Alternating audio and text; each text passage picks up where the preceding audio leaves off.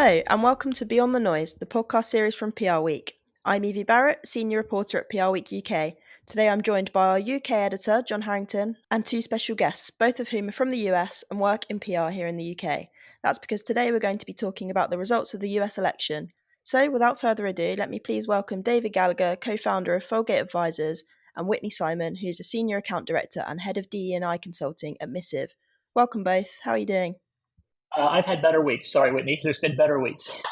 Yeah, I think thanks for having us. It's definitely been a week, one I won't forget, but hanging in there.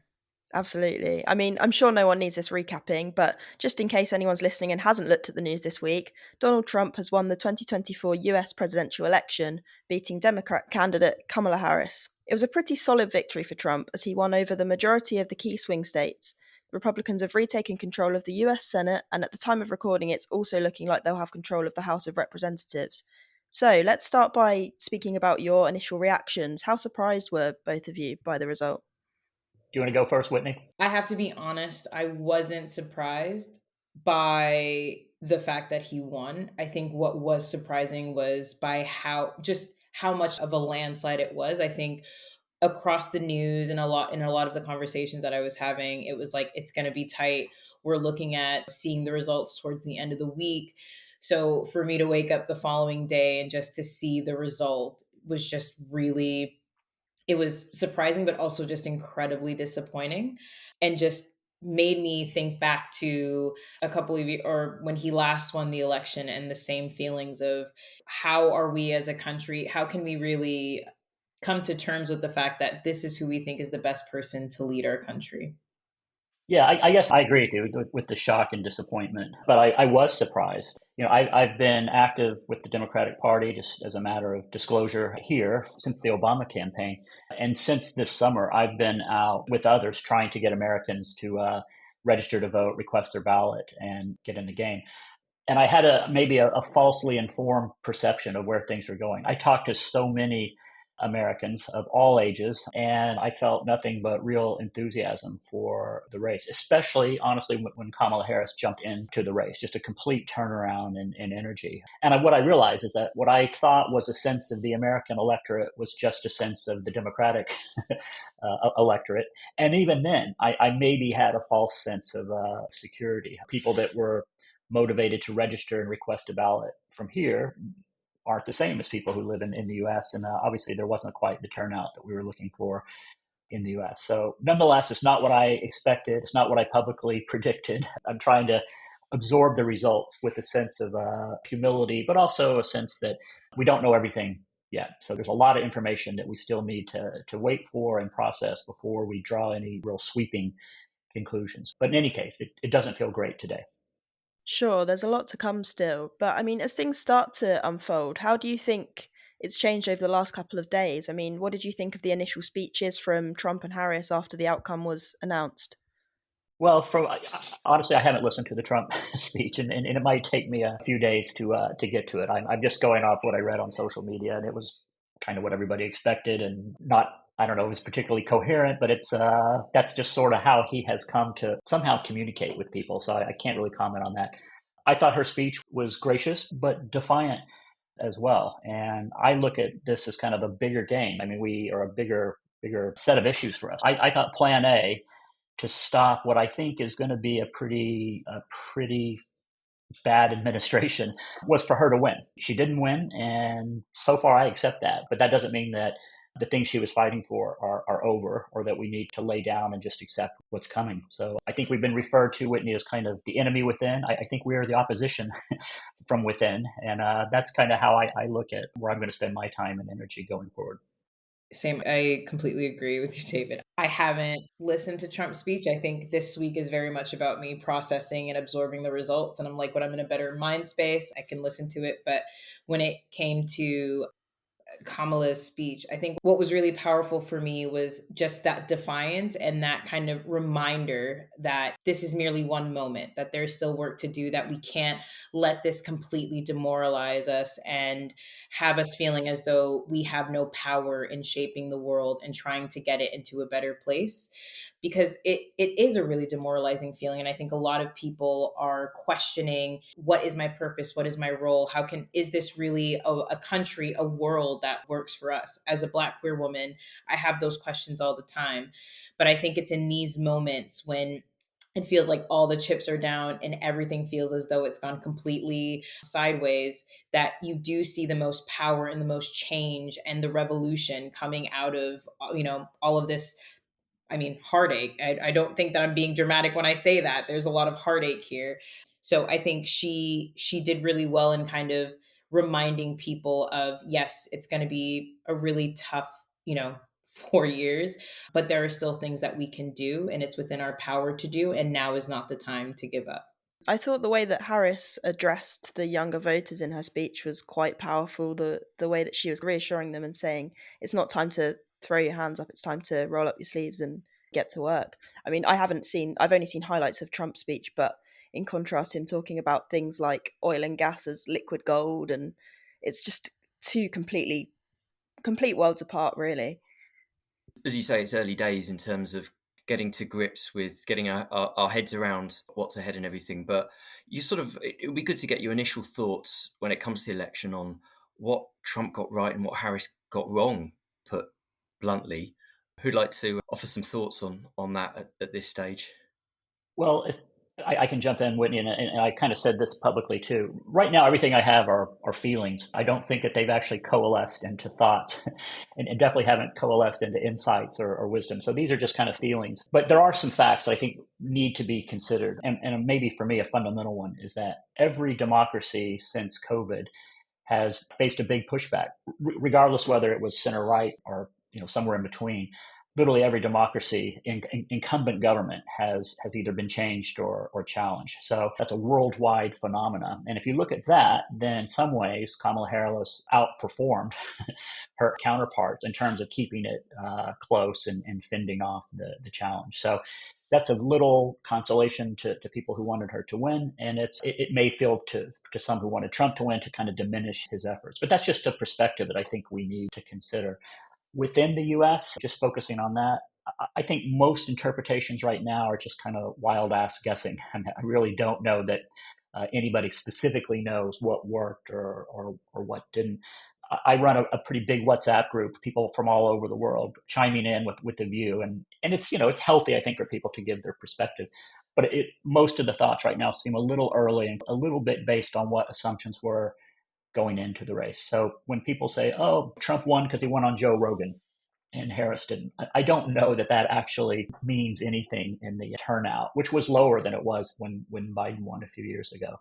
When people say the Democrats' messages weren't focused on the economy enough, I don't know that that's actually true when there wasn't really another coherent message on the other side. So again, I'm trying to just wait and see what we can really learn from data, which should be available in a week or so. I would look to sources like Pew and a few others. I think will have really good kind of exit poll and deeper analysis. But anyway, that's just sort of my initial thoughts that there is a global phenomena happening. I think against that, she did probably better than expected. And there were some down ballot races at the state level that have actually gone better than they did in the last cycle as well. So the dust hasn't settled yet, and I think it's a little early to jump to any real conclusions. But I hope that didn't prejudice anything you were about ready to say, Whitney, and let me know if you have a different view. Everything you say, I completely agree with. I think it's valid. It's so early that I think it's really, I think in a week's time, 2 weeks time, I think the conversation is going to move on and we'll have kind of more tangible insights and reflections. But I think just preliminary for me, I just keep reflecting on airtime. I think I said this in a quote that I actually shared with you, Evie, but I keep thinking about that phrase, all PR is good PR. And I also keep thinking about how silos and how I think a lot of kind of Democrats, liberal folks, progressive folks operate in silos. And it's really validating, right? Because it's like speaking to people with like mind, like political views. It is really helpful. But I think the danger is in that you don't recognize that there are a lot of other people with differing views, startlingly different views. And I think one kind of example of that are the riots that recently happened here in the UK. I think when that happened, I had a lot of people in my office saying, I can't believe this. Like, I can't imagine that people feel this way, that people would do this. And as a person of color in communities of color, a lot of people are like, of course, this happens on a micro scale every day. And I think it kind of reinforced to me that it's really important that we don't just stick to our silos, but we also start trying to have conversations with people across party lines, across ideological views, political views, in a way that feels safe for you, of course, because I think it'll help us really recognize the gravity of the problem and the disparity in how people see things. But then, kind of going back to the earlier point about all PR is good PR, I partook in this too. The amount of just like memes, like skits about Trump on SNL, like people like riffing on him or just like doing all these things, like a part of me reflects and thinks about maybe all of that also contributes. Trump is always on people's like minds and conversations. And for me, a lot of the time I'm just like, this man, I don't understand how he's gotten to this point. But maybe all of these things undermined kind of the work that we were doing because he is constantly just like in just the public sphere. And I think it just also made me reflect on like, what is the role that comms plays? Like, it's no longer just about like, oh, it has to be positive sentiment, it has to be factual sentiment, which is a ridiculous statement to make, but here's where we are.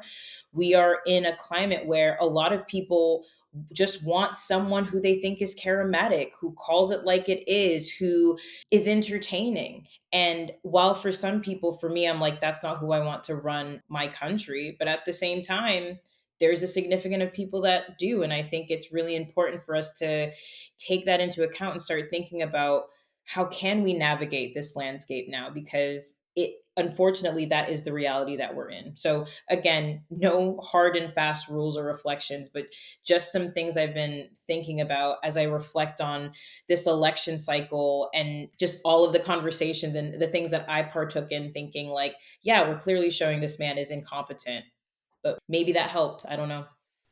I think that point you make about people wanting someone who's decisive and seen as having strong views is a really important one. Regardless of kind of personal opinions, do you think that makes Trump a good communicator for the way that he kind of manages to evoke an emotional response from supporters? Well, good is a relative term. Yes. It's a value-laden term. I will come back to that, but just to address I agree with what you're saying, Whitney, and I am still thinking and thought about this during the campaign, how effectively Trump flooded the zone, the information zone. And in some ways, it doesn't really matter whether that flood was seen positively about him or negatively about him. It just sort of drowned out almost any other perspective or opinion. So you have to look at that as having something perhaps to do with the outcome. And your earlier point, and I'm definitely guilty of this, is hunkering down in my own echo bunker. I probably tuned out messages that I thought were definitely different than what I wanted to hear, but just didn't seem to line up with my understanding of what people would want in leadership. But kind of coming back to your question, Evie, and this is just kind of a poorly formed thought or feeling on my part. There's kind of the supply in terms of two different candidates, and then there's the demand, what the electorate wants. And I think as PR people, communications people, we think of the link between them as messaging or imagery or channeling or segmentation. And all those are definitely a factor. But for me, the scarier part of all this is the demand. And to your point about the riots that happened here, Whitney, and you've seen this in other parts of the world, I think maybe this is a post-COVID phenomena, but I think a lot of people are hungry, almost desperate for simple answers to very complex and scary problems. And if those answers basically heap the blame somewhere else on another group of people who maybe can't speak for themselves, it's all the more attractive. So it's kind of an easy solution. And that's kind of the part that frightens me the most. And then I'm trying to get to terms with, not in terms of how to not repeat this election again, but what does this really mean going forward? And how do we create, a sense of community and a sense of safety for those out groups that I think will continue to be the source of simple solutions and blame for problems that are much more complicated than most people are willing to confront. I completely agree with you, David. That point about looking for really simple solutions to like nuanced problems, I think I relate that to the work that I do in D&I. I think a lot of the times what people want is just to be able to have a plan, have it done, and then be able to tick it off. And it's really difficult to live in a world where it's like, honestly, we can have an iteration, we can have a solution for now, and then in a year's time, we have to change it, which is what we have to do in the D&I space. But that's a bit of a tangent. But to your point, Evie, I'd say he's an effective communicator. He knows his audience. And whether I agree with his politics, whether I like the man, I I begrudgingly have to say that he knows how to get his audience engaged and get his audience out.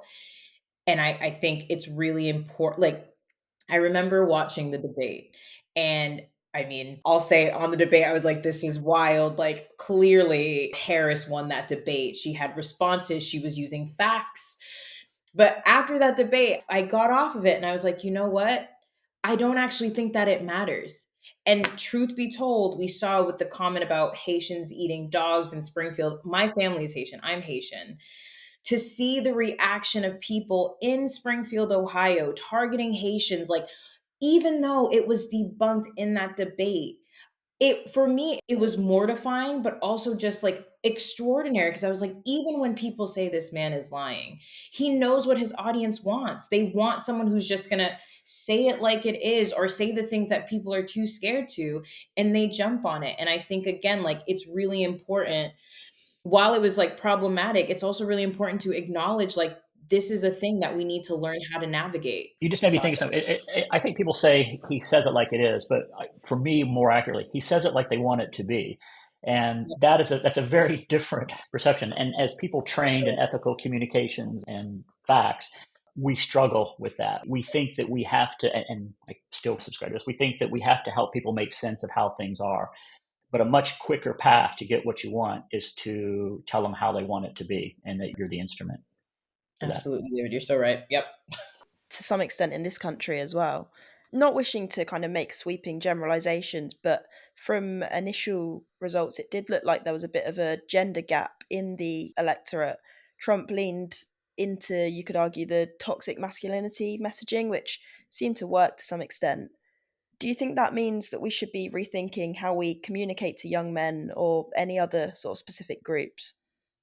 Well, I mean, as a representative of the group that went most heavily for Trump, but not in that group, there's definitely a gender gap. I've got to be honest, though, what surprised me more than that gap was actually how narrow it was, and that white women didn't break for Harris the way I would have thought that they might.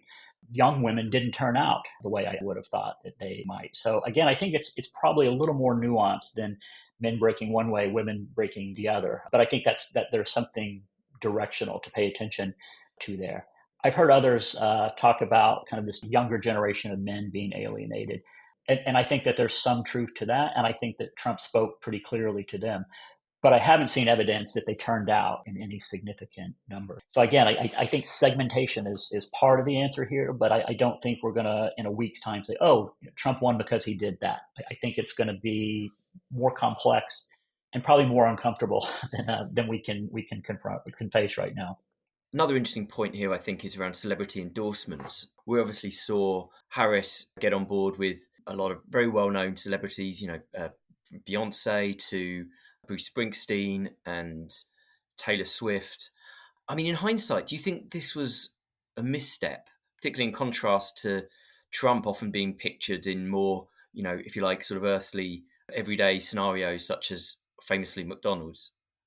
That's a really interesting point, something I've been reflecting on as well. I don't think it was a misstep. I think, again, it just highlights this idea that when it comes to what people want or what people need, like, celebrities aren't necessarily reflecting the experiences of, the everyday man or woman. And while it's great, like, I love Beyonce, I don't necessarily know that seeing her support Harris will actually inform, my vote. Like, I was always going to vote for Harris, of course, but I think it's really important that we start recognizing that celebrity and fame doesn't necessarily equate to influence in politics. I think there's a lot of conflation. And I think that's started for me when in COVID, when we started seeing a lot of celebrities comment on COVID, whether you should take shots and things like that. And for me personally, I was like, I just want to enjoy your music. I mean, you can have political opinions, but that's all they are, political opinions, just like mine are political opinions. And I don't think that they should influence people's actions. And I don't always know that they influence everyone's actions the way that people think. Because I think, again, to my silo point, the people who voted for Trump, I mean, are they huge Beyonce fans? Maybe not. So I guess I think it's about understanding the role that they play and not putting too much importance on them, because I think they have that specific role that they play, and it's really important that we understand that and not think that they can cover or significantly influence people's voting decisions. I don't know how you feel, David. I completely agree with that. And a number of people, because I publicly predicted a Harris win, I took some abuse, maybe deserved on social media for that prediction. But from people who weren't necessarily abusing me, but had strong views, I heard, she over relied on celebrities, and his get with the people photo stunt with McDonald's was determinative.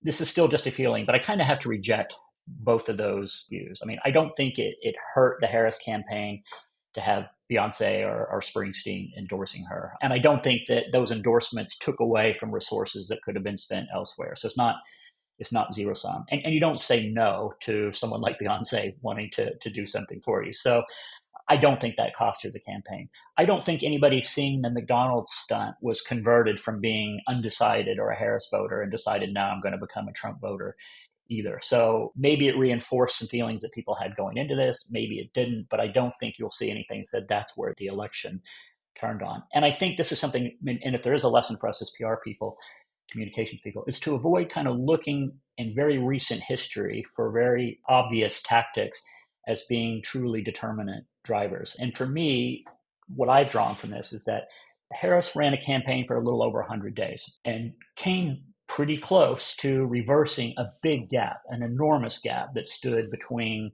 Biden and Trump, and then her and Trump. She came pretty close to overturning that or overcoming that.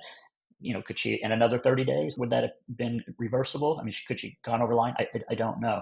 Trump's been running effectively for 10 years. And so, if you say he's been on the campaign trail, even when he was in the White House for 10 years and flooding the zone, as we said before, then that's, to me, a bigger factor in how we ended up where we are than whether she should have gone on Joe Rogan or the McDonald's or the garbage truck photo op, or did Beyonce make a difference? I think those are very small things. I think the bigger arcs, like time, is probably more important. And that's probably what we need when we're looking back. It's not to jump to the most recent thing we can remember, but trying to have a perspective that takes both time and, as I started off saying, what's happening, global trends. So these are bigger factors than PR stunts or messaging or imagery.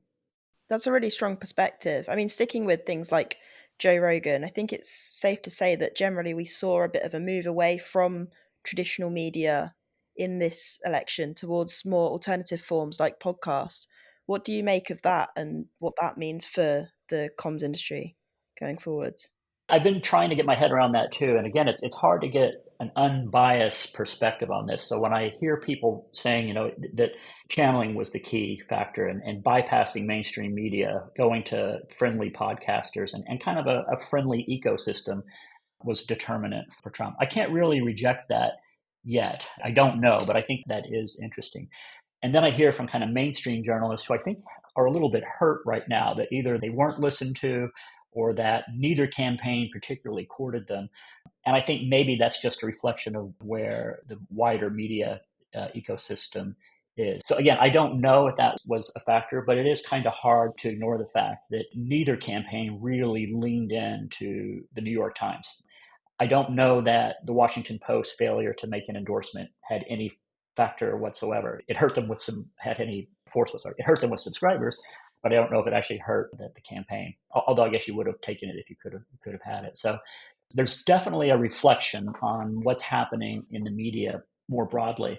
Specific lessons, again, I think those will become more clear to us in the days and weeks to come. Agreed. I think the only thing I would just add, like on David's points, is I think it reminds us as like PR and comms pros the importance of kind of non-traditional media. I think increasingly with my clients, the conversations is around great, the Times, the Telegraph, they're really great household names. How can we get in there? But specifically, who are the audiences that you're trying to get in? If you're trying to get into specific trade leaders, or I don't know, manufacturing heads of, is Telegraph what they're really reading?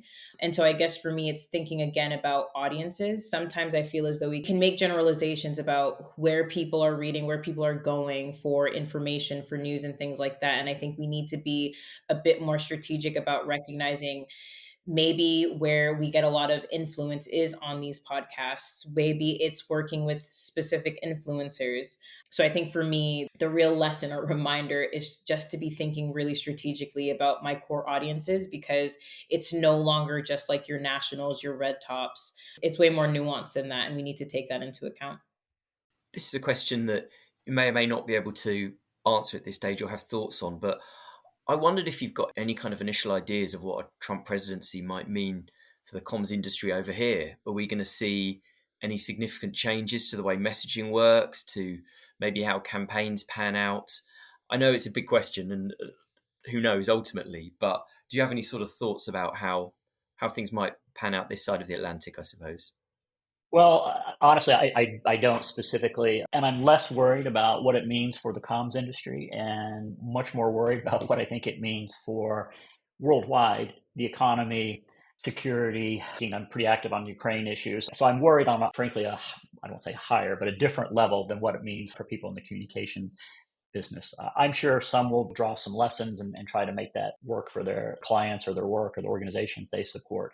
But I am worried about that. And I'm worried in the US about what it means for people of color, what it means for queer people, what it means for women, and frankly, what it means for everybody, for older people who I don't think necessarily know what is coming in terms of their access to healthcare.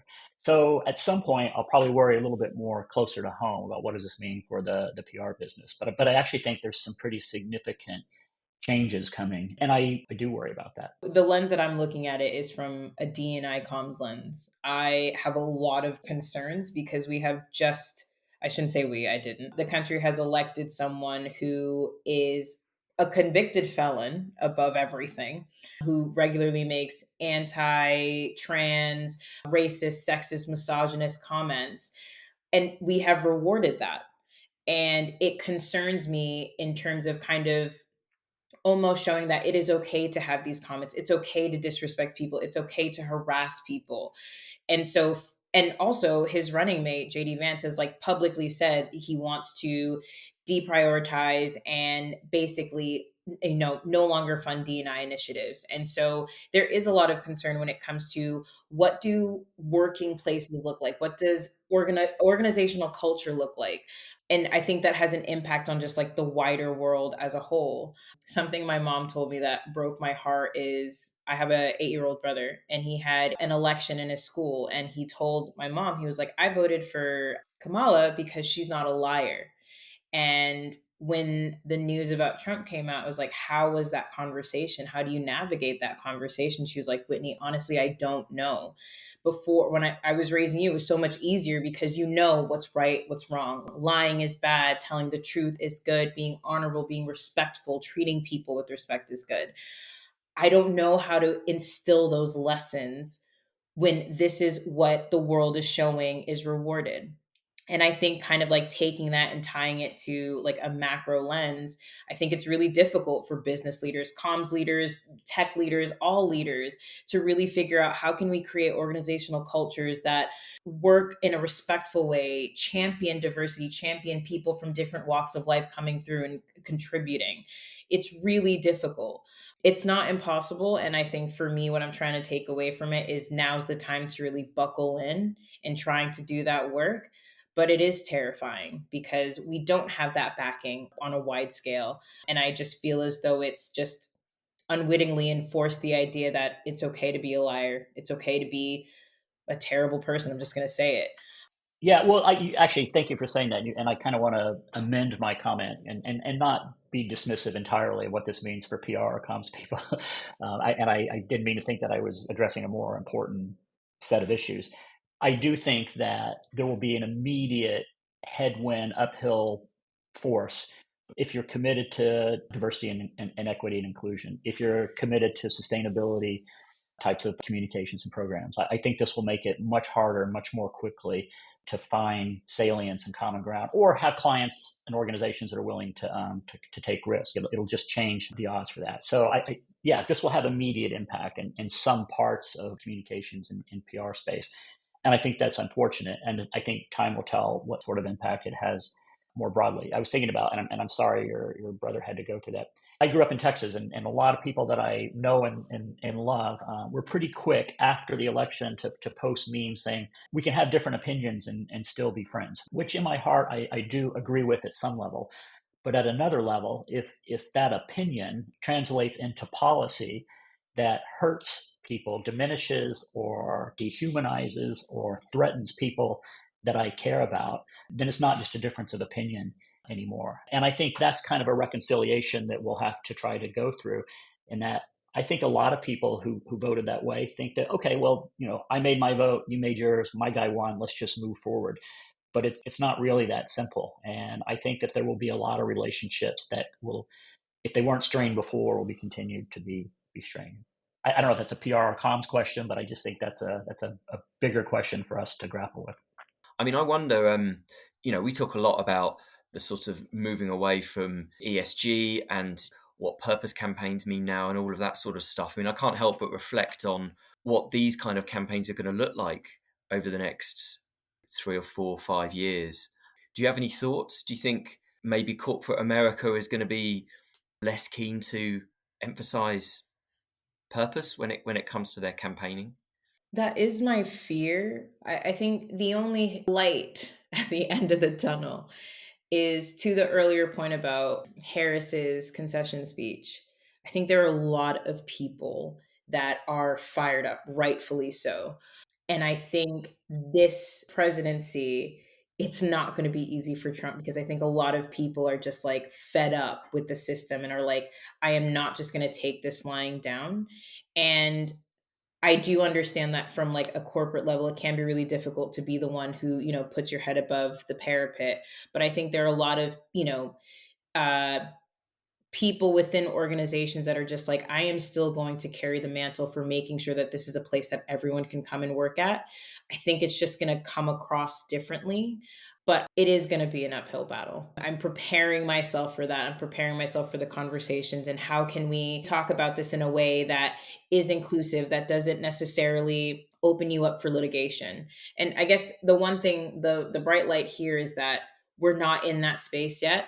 My fellow DE&I colleagues in the States, I do definitely have concerns because we're talking about people potentially being sued for having DE&I programs. Yeah, I guess that's a long-winded way of saying I know it's going to be hard. I think campaigns are going to have to look different, but I think there are still people that are going to be fighting to make sure that we get that message across. I think it's just going to have to be a bit more creative.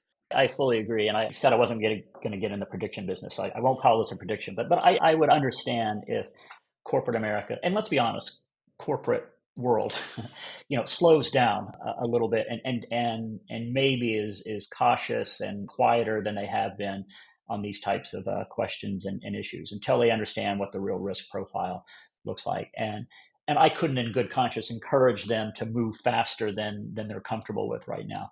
I do think we'll find a time when companies and leadership will realize that whatever you call these initiatives or however they've been labeled, they're mostly good for business. And I think that people will find a way to push forward with being purpose driven, with thinking about wider sustainability and governance questions, with maintaining an equitable and diverse workforce, or at least trying to get to a more diverse and equitable workforce, because it's better for business. So yeah, I would expect a pause and maybe even losing a little of the ground that we had before. But I don't think that it will, any administration right now can completely squash the energy or the forward direction. But it might look different and have different language attached to it. But I just think it's just too fundamentally good to better business outcomes, to completely reject it. There's kind of an irony in a way, isn't there, that I guess the high point of ESG and, if you like, purpose seems like it was during the last Trump presidency.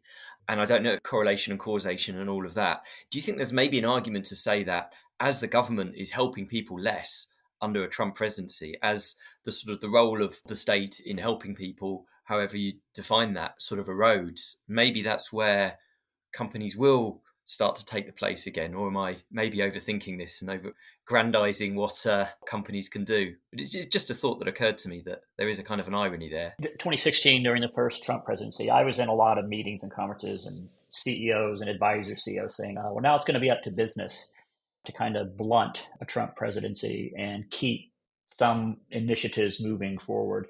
And I think to some degree, some did. Some used the headwinds that he created then to kind of slow down. So I would guess now something similar. Some may see this as both an obligation or maybe an opportunity to kind of pick up the mantle and help.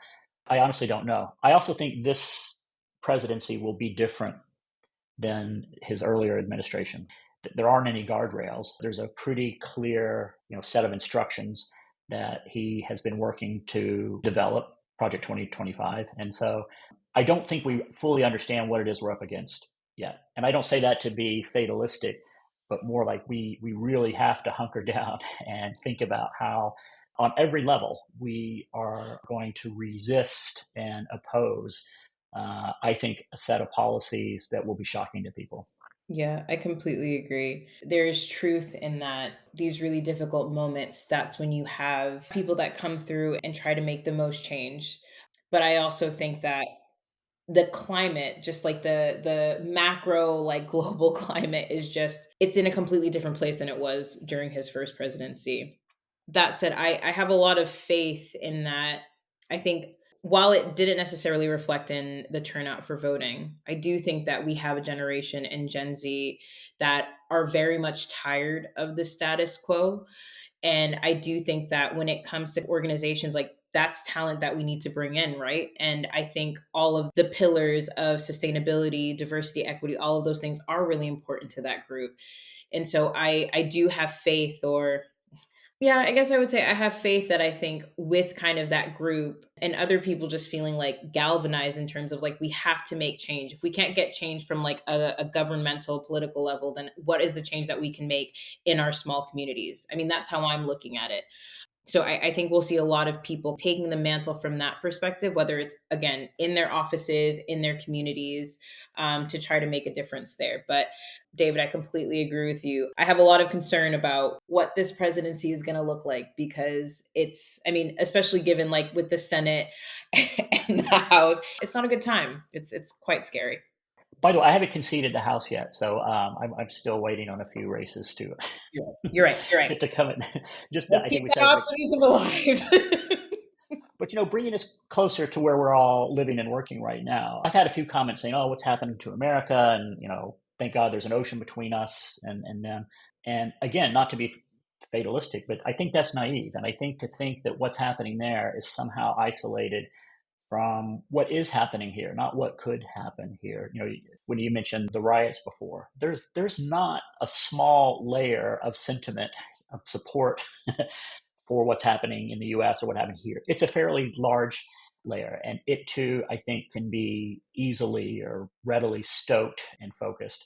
So there's a lot to guard against here, not just politically, but socially. And so I don't think there's anything specifically unique about the US, other than there is a leader in Donald Trump who's found a way to connect with that layer and galvanize it in a way that maybe so far a Nigel Farage or others haven't been able to do here.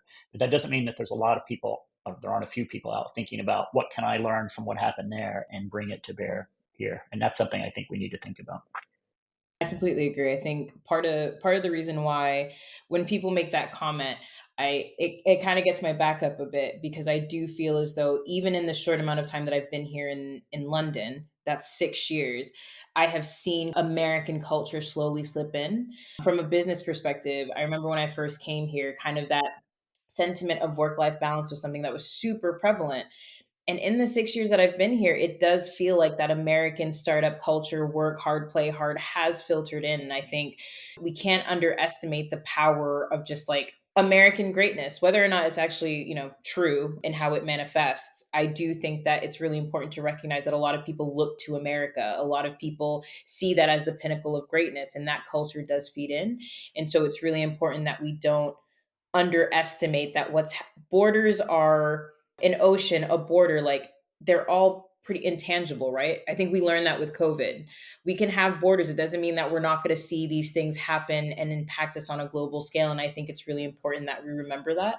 Yeah, you're right. I think there definitely are a lot of implications here and values bleeding across. I mean, even looking at LinkedIn the past few days, it seems a lot of UK PR professionals feel quite personally affected by the news and kind of emotionally connected to it. What advice would you give to them in terms of action that they can take through their work and things like that? I guess what I'd say is everybody has to kind of take care of their own mental health first. And that probably means not worrying about everything right now. There's just too many things happening right now, too many new, potentially ugly possibilities that have come up. And there's nothing really that you can do right now to address them all. And you don't even have to address any of them right now. So I've been telling people, take a little bit of time, get your legs back under you, and think about how you can organize yourself, your community, your job to focus on the things that are important to you, both to Americans and others abroad or not in America. Then I say, so think about issues that are important to you, and then I think will be most immediately impacted. And this is, my short list would be just social justice, I think, reproductive rights, I think protection for minorities, refugees, and immigrants, the environment. You could kind of go down a long list, but rather than trying to worry about all of them, maybe you pick one or two that you really care about, and that's where you put some time and energy. And then the last thing is just support each other. That doesn't mean you necessarily have to support each other by fighting with strangers on Twitter, which sometimes I get drawn into, but actually just support the people in your work, in your community, your friendship group. It does seem really dark right now, but we've been through similar periods before, and I'm pretty sure we'll find a way forward. But for now, you don't have to take it all on. I completely echo David's sentiments. I think taking care of yourself, prioritizing kind of that mental well-being is super important. I know I work in PR and comms, and news is literally my job. But this week I was like, you know what? I don't have to have Sky News on just showing his face all week. Like, take the pauses that you need, because we're in for a rocky 4 years. And the only way that we're going to get through this and be able to navigate it is by making sure we are taking the time that we need, reaching out to the folks that support us, getting involved in the communities that we support and are passionate about and want to protect. Yeah, I read something that I found inspiring. I'm not going to attribute it correctly, so I won't try. But basically, the idea is that if you're committed to justice, to democracy, to freedom, that's a lifelong commitment. So it's not a campaign. It is a lifelong commitment. And you're going to have moments where you feel like you're doing, your work is recognized and valued, and you're going to have moments where you question whether the time was worth it. But it's a lifelong commitment, and you've just got to take what you need to get back off the mat when you're ready and get back into the ring. And that's what I'm trying to do and what I'm trying to encourage other people to do. That was way more eloquent than mine. Thank you, Well, David. somebody else said it. I'm just repeating what I read. Great insights from both of you. And that feels like probably quite a good place to wrap it up. I want to say thank you to you both for joining us, and also to John. If you've enjoyed this episode, then we'd love it if you could please leave a review wherever you access PRWeek's Beyond the Noise podcast. Thanks for listening, and until next time, goodbye.